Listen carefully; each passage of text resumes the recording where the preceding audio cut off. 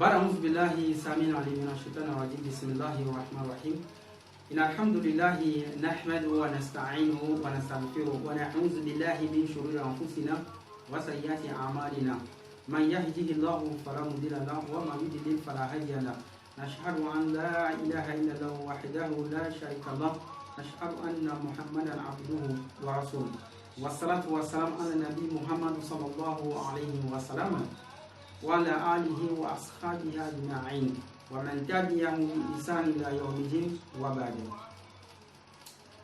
Bienvenue une fois de plus sur la chaîne de votre frère Ismail Korsi, fondateur du groupe EBC, École biblique coranique en ligne, Inch'Allah Ta'ala. Que la paix et le salut d'Allah subhanahu wa ta'ala soit sur notre prophète Muhammad sallallahu alayhi wa sallam, sur sa famille, sur ses compagnons, sur tous ceux qui œuvrent véritablement pour l'islam jusqu'au jour de la résurrection, Inch'Allah. Merci à tous et à toutes d'avoir choisi notre chaîne, Inch'Allah Ta'ala, pour ce nouveau numéro qui s'intitule dans le cadre non seulement des contradictions ou divergences entre les musulmans, mais plutôt l'exigence de la fatwa, avant de donner une fatwa comme beaucoup ne le savent pas, c'est-à-dire la jurisprudence islamique qui n'a rien à voir avec un verset coranique ou les hadiths. Donc, dans cette vidéo, je n'essaie pas de mettre en cause le frère qui a fait la vidéo, mais j'essaie seulement de donner mon apport, du moins, de la fatwa, pour voir si, à vous de décider, s'il a raison, vous prenez sa fatwa, si moi j'ai raison, vous prenez la mienne, et si la fatwa de mon cheikh Abdul Majid aussi, s'il a raison, vous prenez ça. Donc c'est juste pour vous dire que vous avez la liberté de faire le choix entre des décisions ou des fatwas tenus par des musulmans. Ce n'est pas obligatoire. Mais quand il s'agit d'un verset coranique, là c'est obligatoire, Inch'Allah Ta'ala. Donc merci une fois de plus de m'avoir compris. Sur cet aspect-là, nous allons rentrer dans le vif du sujet où nous allons vous faire découvrir la vidéo du frère que vous allez voir, Inch'Allah Ta'ala, apparaître sur l'écran où, selon lui, il est bon pour un musulman d'ailleurs même imposé ou autorisé à dire bonne fête aux frères chrétiens qui sont en période de ces fêtes-là, Inch'Allah Ta'ala. Donc suivez la vidéo et cela, nous allons revenir là-dessus, sur nous aussi notre point de vue, et vous verrez si il a raison ou pas, ou si c'est nous qui avons raison. C'est à vous de prendre vos analyses en main et avoir vos conclusions, Inch'Allah, pour vous positionner sur cette affaire. Fin décembre, vous avez des musulmans sincères qui se posent la question: est-ce que l'on peut dire aux non-musulmans meilleurs vœux, joyeux Noël, bonne fête? Alors vous avez d'abord des imams qui refusent de répondre à cela en disant mais on est encore à notre époque, à ce niveau-là. Mais il ne faut pas être méprisant. Je dirais que vous l'avez bien suivi, ce qu'il a dit, que selon lui, il est méprisable pour un musulman qui recommande de ne pas dire bonne fête aux chrétiens.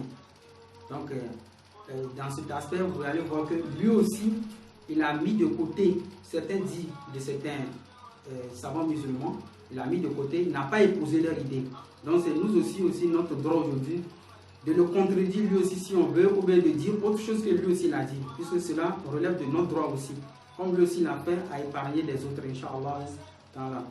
Donc, d'abord pour le vif du sujet, c'est que est-ce qu'un musulman, il peut dire bonne fête à un chrétien, quand nous sommes en période de fête, Inch'Allah.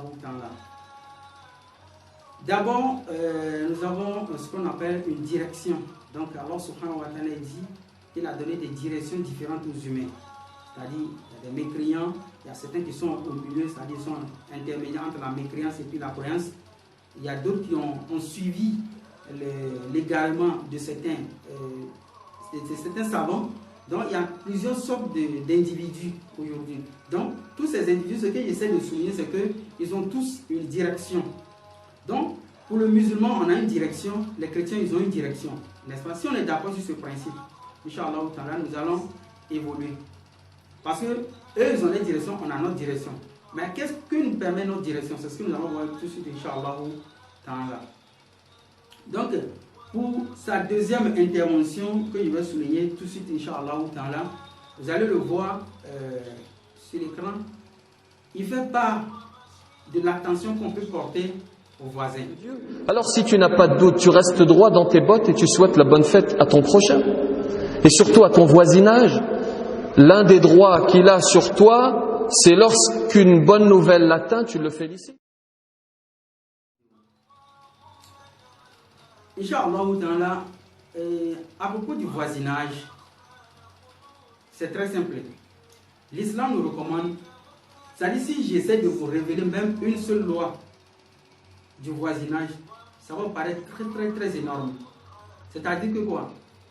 Quand le prophète Mohammed sallallahu alayhi wa sallam nous a recommandé que même si tu es musulman, là où tu vis, tes voisins qui sont à ta droite plutôt jusqu'à 41 maisons, eux tous ont droit sur toi. C'est-à-dire ils ont droit que tu leur fasses du bien jusqu'à 41, à compter de la droite jusqu'à 41 maisons, de la gauche jusqu'à 41 maisons, de derrière jusqu'à 41 maisons, de devant jusqu'à 41 maisons. C'est-à-dire que tous ceux-là sont considérés comme tes voisins et ils ont le droit sur toi. Le jour du fête, tu as le droit de leur donner de la viande, une partie de la viande, comme la viande est divisée en trois. Le prophète Mohammed sallallahu alayhi wa sallam nous a donné même le droit du voisinage tellement que même les disciples se posaient la question que le prophète nous a donné tellement des exigences sur les voisins à tel point que eux ils pensaient que le prophète va nous imposer même le partage de notre héritage avec des voisins. Le prophète même a dit tellement, il nous a recommandé jusqu'à ce que même que si tu as un voisin qui veut construire sur ta limite, la limite de ton mur, tu dois accepter. C'est-à-dire, ce que le prophète a essayé de nous montrer, c'est d'être bien envers les voisins. Et les droits du voisinage qui ont été révélés par le prophète Muhammad sallallahu alayhi wa sallam à la communauté musulmane, vraiment, ils surpassent tout autre droit de voisinage, sincèrement je vous dis. Mais, est-ce que ces droits que nos voisins ont sur nous, est-ce que cela peut nous envoyer jusqu'à excéder de la bonne direction à la substituer avec autre chose? J'espère que vous m'avez compris. C'est-à-dire que, est-ce que c'est seulement que le voisin a un droit sur toi que tu dois obligatoirement lui souhaiter bonne fête? Donc c'est là qu'est la problématique. Bon, comme vous allez le constater, je peux vous donner plusieurs exemples, mais ça va être tout. Je vous donne seulement un seul exemple, du moins. On imagine par exemple que vous êtes dans un quartier, ouais, et vous avez votre voisin à côté qui a pris la femme de l'autre voisin. Vous voyez un peu? Et il est en train de célébrer le mariage avec la femme. Maintenant, vous êtes ici. Ce voisin a pris la femme de l'autre. Il est en train de célébrer le mariage. On lui pose la question, il dit, mais c'est le consentement de la femme, lui, son consentement. En fait, c'est leur droit. Il n'y a pas de problème, c'est leur droit. C'est son droit, lui, l'homme, et la femme aussi, c'est leur droit. Mais est-ce que vous qui êtes musulman, qui êtes à côté, vous êtes non seulement autorisé, ou bien si c'est bien d'aller souhaiter heureux mariage à ce voisin-là? Jamais. Vous ne pouvez pas lui souhaiter heureux mariage. Puisque ce voisin, comme l'a dit le chef dans la vidéo, vous allez suivre que dans la vidéo, il a dit de participer à la joie de son voisin. C'est bien vrai. Lui, il est heureux quand il a marié la femme de l'autre voisin. Il est heureux. Mais c'est bon, le musulman doit participer à la joie de son voisin. Mais est-ce que vous allez lui souhaiter bon mariage, heureux mariage? Jamais. D'ailleurs, vous n'allez même pas pouvoir assister à ce mariage. Oui, si vous êtes vraiment honnête, vous n'allez pas assister même à ce mariage. Mais est-ce que cela veut dire que vous n'aimez pas ce voisin? Non. Vous voyez un peu? Ou même par exemple, vous avez un voisin qui a usurpé ou qui a pris quelque chose d'illégal de l'autre voisin parce qu'il a la force. Ou peut-être que lui, c'est un juge dans le quartier. En fait, ou bien il est d'ailleurs même le roi même du quartier. Ou bien il est policier, je ne sais pas quoi. Il a un pouvoir qu'il peut exercer sur l'autre pour lui soutirer quelque chose. Et ce dernier, il a usé de ce pouvoir-là pour prendre quelque chose illégalement de l'autre, pour usurper en fait quelque chose de l'autre voisin. Est-ce que vous pouvez dire, Brice, ce que tu as fait là, c'est bon, comme ça? Vous ne pouvez pas lui dire ça. Puisqu'il faut faire très attention à ce genre de prédication. Alors, subhanahu wa ta'ala, qu'est-ce qu'il dit? Il dit, Kuntu khayra ummatin ukhrijat linas, ta'muruna bil ma'ruf Il dit, vous êtes la meilleure communauté que j'ai fait surgir des hommes. Parce que quoi? Vous interdisez le blâmable et vous ordonnez le convenable. Donc si vous êtes quelque part et vous voyez que le voisin il fait quelque chose qui est blâmable, mais vous ne pouvez pas dire heureux ce que tu fais là. Non, c'est impossible. Puisque la question à se poser, c'est que quoi? Le voisin, lui, il est en train de célébrer que Dieu est né le 25 décembre. Il est en train de célébrer que Dieu a donné naissance à un fils le 25 décembre. Et vous allez dire une bonne fête. C'est impossible. Plutôt, c'est l'occasion pour vous de lui dire que, ah, vraiment, on est ensemble. Ben, cette fête-là, ce que tu es en train de fêter là, non, ça, c'est pas bien. C'est comme par exemple, vous trouvez quelqu'un qui est en train de voler, vous dites oui, c'est bien, il faut voler. Ou bien vous trouvez quelqu'un qui est en train de forniquer, vous dites oui, c'est bien, il faut forniquer. Parce qu'il a le droit que vous le félicitez. Non. Bien vrai qu'il a le droit que vous le félicitez, mais non, mais là, ça part par la contradiction de ce qu'on peut recommander à un être humain. Ouais, donc là, si on veut parler de ça, je peux même prendre 2 heures de temps, 3 heures de temps pour parler des droits des gens sur nous qu'on ne peut pas leur donner. C'est comme par exemple un enfant qui a le droit que tu ne le frappes pas. Oui, aujourd'hui il est dit de ne pas frapper les enfants. Oui, c'est vrai. Mais quand un papa châtie son enfant, l'État se plaint. Mais cela est bon pour l'enfant, mais malgré ça, l'État se plaint. Mais le papa aussi sait que frapper l'enfant, ce n'est pas quelque chose qui est... C'est pas son désir, mais de par un canal d'éducation à l'enfant, pour que ça lui soit profitable, vous êtes obligé de le chicoter un peu des fois. Est-ce que vous voyez un peu? Ou bien la loi qui nous punit quand vous violez le feu, les feux tricolores, et vous êtes puni. Quand vous êtes à bord d'un véhicule en état d'ivresse, vous êtes puni. Mais pourquoi vous êtes puni? C'est parce que ça ne va pas avec la société. Donc, si le frère qui est chrétien, il fête le 25 décembre que Dieu est né, ou bien Dieu a donné naissance à un fils le 25 décembre, mais vous n'êtes pas tenu de le féliciter, parce qu'il a ce droit sur vous de participer à sa joie. Non, c'est impossible. Donc là, le frère, il a fait une grave erreur. C'est ce genre de prédication, il ne faut pas faire ce genre de prédication, c'est vraiment erroné. C'est vraiment erroné, Inch'Allah. Voilà, vous allez suivre aussi la vidéo où il parle des convertis qui réclament un peu... Des convertis à l'islam, qui se retrouvent toujours dans la difficulté en disant « Qu'est-ce que je fais? J'aime ma famille. Est-ce que je peux participer au repas de Noël ?» Il y a encore une fois différents avis. Vous en avez certains qui disent « Il ne faut pas y participer » et vous en avez d'autres qui disent « Oui, tu participes pour ne pas rompre ce lien familial. Tu participes, tu gardes ta croyance fermement, tu tiens à ta croyance. Et donc lorsque tu participes à ces dîners, tu ne fais rien de religieux, mais tu participes, tu ne bois pas d'alcool, tu ne manges pas de viande qui ne t'est pas autorisée, et tu participes pour maintenir les liens familiaux. Inutile de vous rappeler l'importance des liens familiaux. Cher converti, garde le lien avec ton père, avec ta mère. Asma, la fille d'Abu Bakr, est venue voir le prophète sallallahu alayhi wa sallam en lui disant « Qadimat ummi wa hiya raghibah, afa asiluha » en lui disant « Ma mère est venue me voir et elle souhaite que nous nous rencontrions. Est-ce que j'accepte ?» Et le prophète sallallahu alayhi wa sallam de lui répondre « Na'am, sili ummak » Oui, il faut entretenir ce lien très important. Alors pour que la boucle soit bouclée, je vous rappelle qu'il ne faut pas tomber dans la vision utopiste. Cette fameuse phrase que met Voltaire dans la bouche de Candide, tout est au mieux dans le meilleur des mondes. Nous ne sommes pas dans cette optique-là, nous sommes pragmatiques, mais nous sommes ici pour rappeler des fondamentaux, des textes qui existent. Des convertis qui réclament un peu le droit de leurs parents. Par exemple, vous êtes chrétien, du coup vous êtes converti à l'islam. Maintenant, à la fête de Noël, vos parents sont toujours dans le christianisme. Est-ce que vous pouvez participer à la fête et faire autre chose? Bon, franchement, participer à une fête avec des parents, c'est leur rendre visite. Parce que le lien du parent et le lien du voisinage, c'est différent.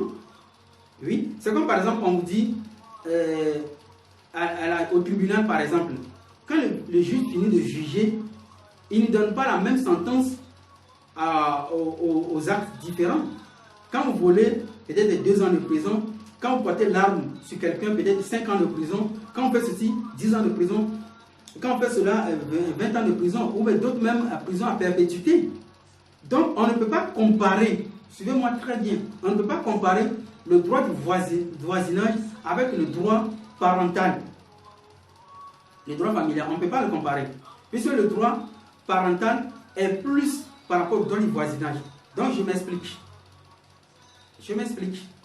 Voilà. Par exemple, on participe à la fête. Oui, c'est juste leur rendre visite, il n'y a rien de mal dans ça. Et une fête, ils mangent. Vous mangez ce qui est halal pour l'islam. N'est-ce pas? Vous n'allez pas leur souhaiter bonne fête de Noël, non. Mais vous leur rendez visite comme d'habitude, de façon ordinaire. Voilà. De façon ordinaire. C'est comme par exemple, vous avez des parents qui sont des païens. Vous devez participer toujours à leur nourriture, à leur santé, à leur protection, à tout. Est-ce que vous voyez un peu? Voilà. Mais vous n'avez pas le devoir envers le voisin de le nourrir, non. Vous avez un conseil pour le nourrir, mais pour les parents, c'est un ultimatum de le nourrir. Donc le conseil est différent d'un ultimatum. Donc le droit de la famille sur vous est différent du droit du voisin sur vous. Donc là, le frère, il a fait une grave erreur encore. Voilà, de comparer ça. Là, je vais m'intervenir pour lire un verset coranique, pour balayer même ce qu'il a fait là. Inch'Allah ta'ala. Dans la sourate 17, verset 23, Allah subhanahu wa ta'ala, qu'est-ce qu'il dit?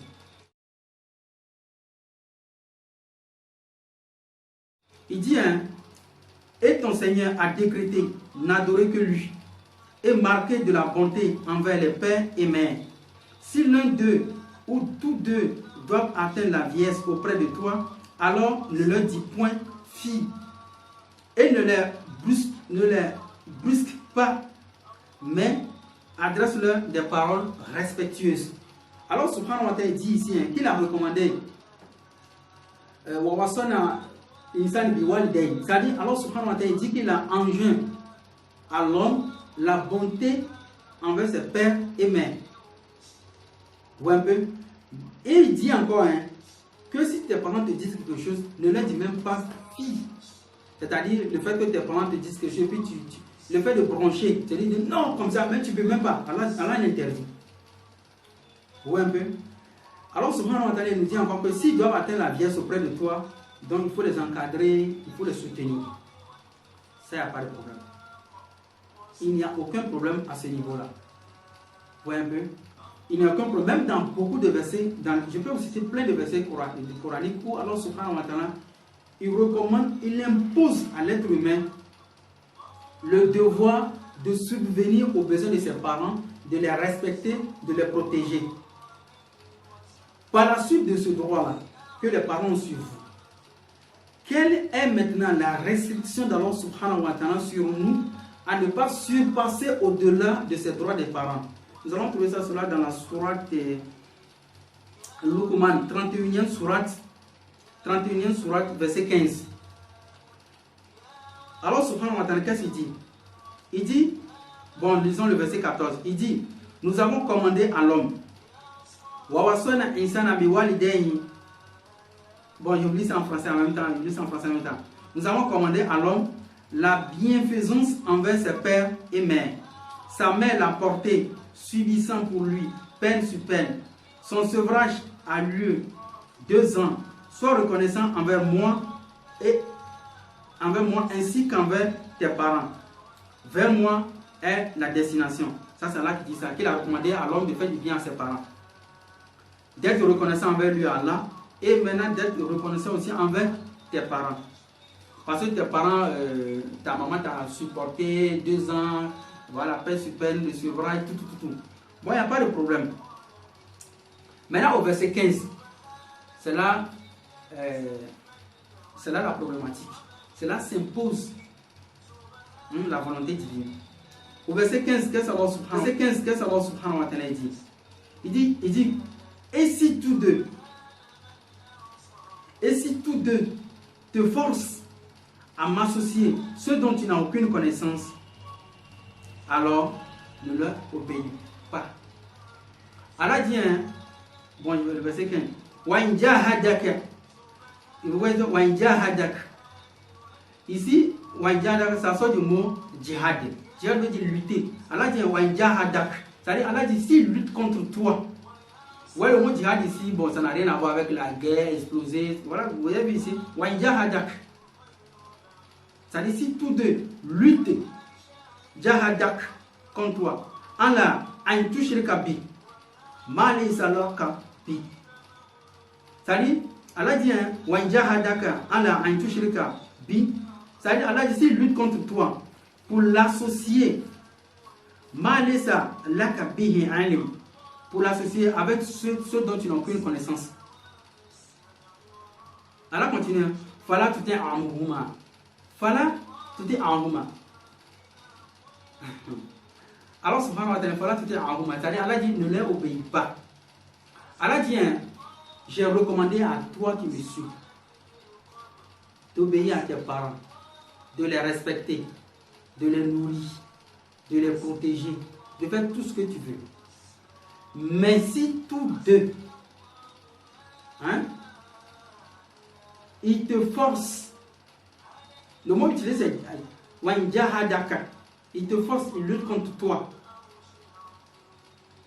à m'associer, moi, Allah, quelque chose, malesa, que tu n'as pas la connaissance de ça, il ne faut pas les obéir. Est-ce que vous voyez un peu la gravité de ceux qui ne lisent pas le Coran en entièreté? Alors, subhanahu wa ta'ala dit, Summa inna lena bayana, que c'est lui qui explique le Coran. Voilà, yatunaka bi masal ila jinaka bil haq wa aksana tafsira. Ils ne t'apporteront aucune explication du Coran sans que nous t'apportions la meilleure explication. Vous avez vu maintenant que Allah subhanahu wa ta'ala dans tout le Coran, il recommande à l'homme de respecter ses parents, de tout faire ses parents. Mais à une condition qui arrive éventuellement que vous ne devez pas les respecter, c'est quand ils vont vous dire, associe telle chose à moi, Allah, tu ne vas pas les obéir. Bon, pourquoi est-ce que je vous ai fait venir ce verset? C'est que Allah subhanahu wa ta'ala dit, Haza basoyiru linas, wa hudan, wa rahmatu liqawmin yuqinun. Que voici le Coran qui est la source de clarité pour tous les humains. C'est-à-dire, pour tout faire, il faut consulter le Coran. Alors, subhanahu wa ta'ala nous dit que ce n'est pas parce que tes parents, ils ont le droit sur toi, que tu dois les soutenir quand ils disent que Dieu a fait un enfant. Allah dit qu'ils ont attribué un enfant à lui. Non? Mais tes parents te disent que c'est ce jour, Allah a donné naissance à ce fils unique là. Et tu es content, tu veux lui souhaiter bonne fête. Non? Tes parents te disent que non, voici le jour où Dieu est né. Et tu es content, tu veux lui souhaiter bonne fête.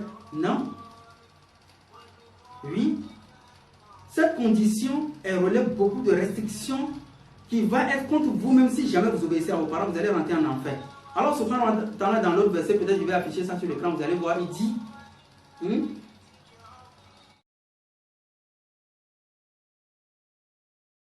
vous allez voir, il dit, qu'Allah ne pardonne pas l'associationnisme, c'est-à-dire le fait de lui associer quelque chose, Allah ne pardonne pas. Oui. Le fait d'attribuer un enfant à Allah, Allah ne va pas te pardonner. Le fait d'attribuer à Allah un deuxième Dieu, un Dieu qui est né aujourd'hui, non, ça n'existe pas. Donc, Inch'Allah, c'est un peu ça la restriction au niveau de la famille. Bon, vous allez voir encore dans la vidéo où le frère fait l'éloge quand les prêtres et autres des responsables chrétiens, ils nous souhaitent bonne fête de la Eid. Bien content, lorsqu'il s'agit de l'Eid, d'entendre nos prochains, nos concitoyens nous dire bonne fête de l'Eid, n'est-ce pas? Est-ce que lorsqu'ils te disent bonne fête de l'Eid, ils croient en l'islam, ce sont des musulmans? Soyons un petit peu logiques. Tu es leurs concitoyens, ils te disent bonne fête. Et nous, dans les mosquées, je crois que c'est le cas ici aussi à Villeneuve d'Ascq, on reçoit des courriers émanant d'églises, de synagogues, dans lesquelles les prêtres, les rabbins nous disent bonne fête, bon Ramadan, bonne fête de l'Eid. Dieu te dit dans le Coran, Hal jaza'ul ihsan illa al-ihsan. Y a-t-il autre récompense pour le bien que le bien? Et enfin, il y a également cette question. Effectivement, oui, quand les chrétiens on fête l'Aïd, c'est-à-dire Tabaski ou bien Ramadan, et puis ils nous disent bonne fête. Cela ne veut pas dire que nous aussi on doit leur souhaiter bonne fête de leur fête, non. Parce que quoi? Ce que le frère n'avait pas compris, c'est que quand un chrétien souhaite bonne fête à un musulman qui fête la fête de la Tabaski, le chrétien, lui, le fait avec un cœur léger. C'est-à-dire quoi? Le chrétien, il le fait et il sait sincèrement que la fête de la Tabaski est une bonne fête. Il sait que la fête de la Tabaski, ce n'est pas du paganisme. Il sait que la fête de la Tabaski, ce n'est pas le fait d'associer à Dieu quelque chose, non. Donc lui, il vous souhaite bonne fête, il nous souhaite bonne fête plutôt avec le cœur net. Voilà, et puis Dieu ne va pas le punir, parce que lui, il connaît l'origine de cette fête. Tout à l'heure, je vais vous afficher le chef Abdul Malik qui va vous parler maintenant de l'origine du 25 décembre. Puisque le frère qui a fait la vidéo, lui, il ne connaît pas l'origine du 25 décembre. C'est ça la problématique qu'on a avec des gens qui sont limités à une science, maintenant qui veulent développer leur point de vue sur beaucoup d'angles qu'ils ne maîtrisent pas encore. Plutôt Allah subhanahu wa ta'ala a dit, voilà, ne pousse pas ceux dont tu n'as aucune connaissance. Donc si tu ne sais rien sur le 25 décembre, il faut t'éteindre, c'est tout. Est-ce que vous voyez un peu? Bon, parlant de l'Aïd, le chrétien par exemple, même quand on fête la fête de Ramadan, le chrétien nous souhaite bonne fête de Ramadan. Il sait que nous avons jeûné et nous sommes en train de fêter. Donc c'est normal de nous féliciter. Puisque le chrétien aussi, il sait que le jeûne est recommandé par Dieu et le jeûne a une valeur. Donc quand lui nous souhaite bonne fête, il nous souhaite bonne fête avec le cœur net. C'est comme vous êtes dans la rue et puis quelqu'un est là, bon, il est là et puis il a écrasé un humain comme ça avec un coup de poing, puis le gars est à terre, vous venez vous lui dire que ah, c'est bien fait mon ami, tu as une force, mais les gens vont vous voyez ce qu'il essaie de vous dire. Oui, c'est comme ça. Donc quand le chrétien nous souhaite bonne fête, lui nous souhaite la bonne fête parce qu'il connaît l'origine du Ramadan. Il connaît l'origine du Tabaski. Mais si toi le musulman, tu souhaites bonne fête aux chrétiens, tu ne connais pas l'origine du 25 décembre. Même d'ailleurs, ce qui est encore pire, c'est les chrétiens eux-mêmes qui nous disent que non, le 25 décembre, Jésus n'est pas né. Oui, c'est eux-mêmes qui nous disent ça, que Jésus n'est pas né le 25 décembre. Que le 25 décembre, c'est une fête païenne qui existait. Maintenant, toi, tu as quoi à faire en dansant? Tu n'as rien à faire, tu les regardes fêter. Un droit et un devoir, c'est deux choses différentes. Il a le droit que tu lui souhaites bonne fête, mais tu n'as pas le devoir de lui souhaiter bonne fête. Ce n'est pas un devoir, c'est un droit qu'il a sur toi. Il n'a pas un devoir. Ou un peu, quand un parent nourrit son enfant, ou un peu, l'enfant, lui, il a ce droit sur son papa. Et son papa aussi a le devoir de nourrir l'enfant. Il a ces deux choses-là. Ouais, donc, il ne faut pas suivre ces genres de logique-là, Inch'Allah. J'espère avoir répondu très pleinement à ce frère, Inch'Allah. Il ne faut pas mélanger les choses. La fête du 25 décembre, ça ne concerne pas les musulmans. Donc, il faut faire très attention avec ces genres de prédication, avec ces genres de fatwa, Inch'Allah. Donc là, sans trop tarder, je vais vous afficher le cheikh Abdul Mahdi de Kassoubia et il va vous expliquer chaque paramètre du 25 décembre et vous verrez la différence entre un élève et puis un professeur. Donc ce frère musulman était juste un élève qui devait apprendre plus sur les origines du 25 décembre et mûrir vraiment sa fatwa, mais il ne l'a pas fait. Voici le cheikh Abdul Mahdi, Inch'Allah. Salam alaikum wa rahmatullah. Des fêtes de fin d'année. Donc Noël et Saint-Sylvestre ou la fête de Nouvelle. Pour la simple et bonne raison que ces deux fêtes sont des fêtes qui véhiculent des notions qui contredisent la doctrine du Tawhid ou de l'unicité de Dieu en islam. C'est ce que les gens ne savent pas. Car pour les chrétiens, la fête de Noël, quand les chrétiens célèbrent la Noël, en réalité, ils sont en train d'exprimer leur reconnaissance envers Dieu. Pour quelle raison? Parce que pour les chrétiens, les jours de Noël, c'est les jours où Dieu est venu sur la terre sous forme humaine en la personne de Jésus. Il est né d'une femme en la personne de Marie. Il est venu mourir sur la croix pour qu'à travers notre croyance à sa mort prétendue expiatoire sur la croix, nous obtenions le pardon de nos péchés et recevions la vie éternelle. C'est cela l'essence de la fête de Noël. Donc un musulman qui célèbre cette fête, il accuse Allah et son prophète d'être des menteurs. Fallait ordre billah. Parce que si vous célébrez cette fête, vous voulez en réalité nous dire, vous êtes d'accord avec les chrétiens pour dire que Dieu était venu sur la terre sous forme humaine à la personne de Jésus. Dieu va venir sur la terre et faire quoi? قل لو كان في الأرض ملائكة يمشون مطمئنين لنزلنا عليهم من السماء ملكا رسولا. Dieu va venir sur la terre, il est arrêté par ses propres créatures, battu, frappé, ligoté, crucifié. Est-ce que vous comprenez? Et à la croix, il crie, mon Dieu, pourquoi m'as-tu abandonné? Et on dit encore, il meurt. C'est-à-dire, les êtres humains le tuent. Donc nous sommes coupables de déicide. Donc on a tué Dieu. Non, celui-là n'est pas le Dieu de l'islam, et moins encore le Dieu de Jésus. Parce que le Dieu de l'islam, c'est lequel? Il ne meurt pas. Et il ne peut pas mourir, parce que c'est lui qui a créé la mort. Et il nous montre clairement que tout celui qui meurt ne peut pas être Dieu. Alors quand vous célébrez cette fête, vous êtes d'accord avec eux pour dire que vous croyez que Dieu est venu sur la terre sous forme humaine et qu'il est né d'une femme et que c'est Dieu et Jésus. Si vous croyez que Jésus est Dieu, alors vous remettez en cause le verset du Coran. Donc vous voulez nous dire que ce verset est faux. C'est pourquoi vous célébrez la Noël, parce que vous croyez avec les chrétiens que Jésus est Dieu. Et si vous célébrez la Noël, c'est-à-dire vous croyez que Dieu est né d'une femme à la personne de Marie. Par conséquent, vous remettez en cause le verset du Coran qui dit Lam yalid wa lam yulad. Et si vous célébrez Noël, c'est-à-dire vous êtes avec les chrétiens, d'accord avec les chrétiens, pour dire qu'effectivement Dieu est mort sur la croix, ou que Jésus est mort sur la croix, vous remettez le verset du Coran en cause. Si c'est Jésus déjà, vous avez commis le péché. Si c'est Dieu, vous avez commis le péché. Et si vous croyez que c'est Jésus qui est mort sur la croix, vous remettez le verset du Coran en cause. وَقَوْلِهِمْ إِنَّ قَتَلْنَا الْمَسِيحَ عِيسَى بْنُ مَرْيَمَ رَسُولُ اللَّهِ وَمَا قَتَلُوهُ وَمَا صَلَبُوهُ وَلَكِنْ شُبِّهَ لَهُمْ وَإِنَّ الَّذِينَ اخْتَلَفُوا فِيهِ لَا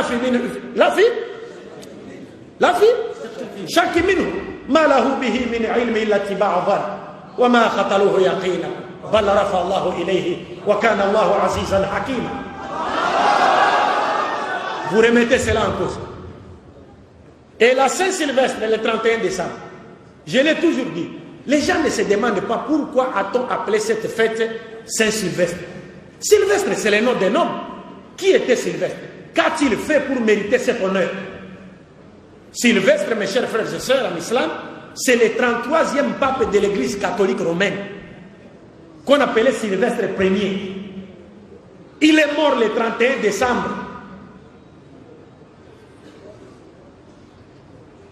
Et pourquoi lui a-t-on dédié cette journée? Parce que c'est le pape Sylvestre Ier qui a pesé de tout son poids pour que la divinité de Jésus, Uluhiyat Isa alayhi salatu wassalam, soit imposée au concile de Nicée et que tous les Romains croient en cela de gré ou de force. Comme vous avez une bonne connexion du net ici, vous pouvez chercher sur Google. Il y a un documentaire intitulé, appelé, le titre du documentaire, c'est Qui était Jésus? Qui était Jésus? C'est un documentaire réalisé par des chrétiens en Occident, mais ce sont des positivistes, ce sont des scientifiques. Ils vous montrent dans ce documentaire quand est-ce que Jésus était devenu Dieu, quand est-ce que Jésus était devenu fils de Dieu. Le titre, c'est Qui était Jésus? Donc c'est Sylvestre Ier qui a fait tout ce qui était à son pouvoir pour que la divinité de Jésus soit prêchée sur toute la surface de l'Empire romain. Donc un musulman qui célèbre la fête 31 décembre, il veut en réalité nous dire, à nous musulmans, qu'il est d'accord avec Sylvestre Ier pour dire Jésus est Dieu. Et vous savez, quand le prophète Mohammed sallallahu alayhi wa sallam est arrivé à Médine, il a trouvé les Juifs en train de gêner les Yom al-Ashura, n'est-ce pas? Mais le prophète a demandé, mais vous gênez pourquoi? Ils ont dit, mais c'est le jour où Dieu a donné la victoire à qui? À Moussa. Sur qui? Sur les pharaons. Et le prophète a dit, nous avons plus de droits, n'est-ce pas, de commémorer ce jour que vous.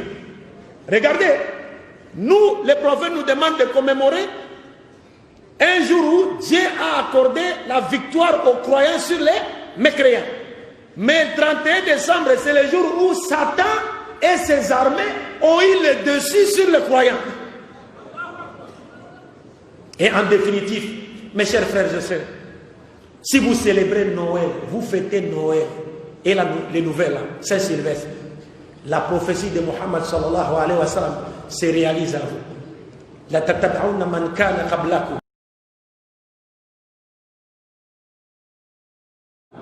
Shibran bi shibri, dhira'an bi dhira'i. Le prophète a dit, vous suivrez ceux qui étaient avant vous. Vous les imiterez pas à pas. Même s'ils rentrent dans un trou, vous les suivrez. Les Sahaba ont dit, Al-Yahud wa Nasara. Le prophète a dit, Faman, qui encore? Vous allez imiter les chrétiens, les juifs. Donc quand vous célébrez Noël, vous célébrez la Saint-Sylvestre, vous imitez qui? Les chrétiens. Donc la prophétie de Mohammed sallallahu alayhi wa sallam se réalise à vous. وَمَنْ تَشَبَّهَ بِقَوْمٍ فَهُوَ مِنْهُمْ. C'est fini. C'est comme si vous êtes devenu un chrétien. Et si vous mourrez dans cet état, que diriez-vous devant Allah? Vous étiez en train de danser. L'imam nous a lu une partie de la sourate Ibrahim au départ, où Dieu nous dit, ne pensez pas que Dieu a oublié ceux qui sèment le désordre sur la terre. Non, il leur accorde un délai. Quand le délai arrivera, vous verrez vous-même. Si la mort vous trouvez là-bas, vous comprenez, mes chers frères et sœurs, c'est un danger pour nous. Mais aujourd'hui, nous disons, les chrétiens ont le droit de célébrer leur fête. C'est leur fête. Mais quant à nous, les musulmans, nous n'avons pas le droit de célébrer ces fêtes parce que ce sont des fêtes qui véhiculent des notions qui contredisent la doctrine de l'unicité de Dieu qui a été enseignée par tous les prophètes de Dieu. Et nous devons faire très attention. Donc je pense que nous avons tout dit. Par la grâce de Dieu, ce qu'on avait à dire dans les limites de notre connaissance a été dit. Prions Dieu pour qu'il nous fasse retrouver une fois de plus, qu'il nous accorde une longue vie dans la soumission à sa volonté, qu'il continue à faire de nous une fierté pour l'islam et les musulmans, et qu'il ne nous accorde la mort qu'après nous avoir destinés à entrer au paradis, accompagné du champion Tawhid, Muhammad sallallahu alayhi wa sallam. Attendez, ne vous levez pas comme cela.